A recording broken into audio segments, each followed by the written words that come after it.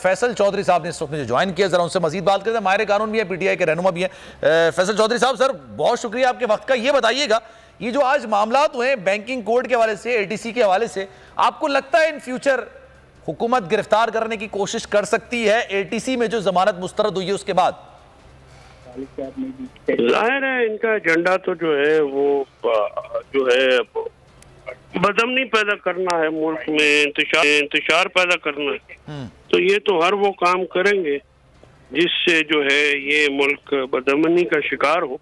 ये हुकूमत कोई जिम्मेदार हुकूमत तो नहीं है, ये गैर जिम्मेदार हुकूमत है और इनका जो कंडक्ट है वो ऐसा ही रहा है।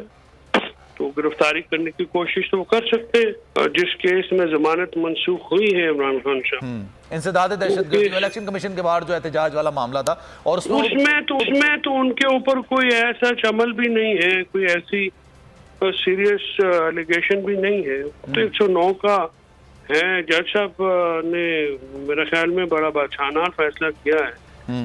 उनको ये देखना चाहिए था कि इमरान खान साहब की जिंदगी को जो लाहक खतरात, उन खतरात का क्या वो कोई कर पाएंगे तदारक? अगर उनको लाहौर से लाते हुए श्योरिटी दे सकती है अदालत की उनकी जो जान को लाहक खतरात है वो उनसे बचत हो जाएगी। और उन्होंने अपने कत्ल का खर्चा जाहिर किया है। तो ऐसी जो इमरान खान साहब की जमानत और आम आदमी की जमानत में जमीन आसमान का फर्क है। उनके ऊपर कातलाना हमला हो चुका है। तब लेकिन अब तो एटीसी में मुस्तरद हो गई है ना। मैं तो आगे की बात कर रहा हूँ ना, तो मुस्तरद हो गई है। भी बैंकिंग कोड का मामला चल रहा है, लेकिन अभी वो तो 22 तक रोक दिया ना हाईकोर्ट ने। इस्लामाबाद हाईकोर्ट ने उनको कह दिया फैसला ना दे फिलहाल अभी। जी। तो ये एटीसी की अदालत के फैसले के बाद हुकूमत गिरफ्तारी के वारंट हासिल कर सकती है खान साहब के? ऐसा हो सकता है? मैंने जवाब दे दिया है।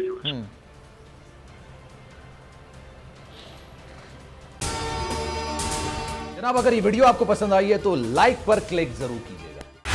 बोल उड़ाएगा सबका होश, भूल जाएंगे सब अपना जोश।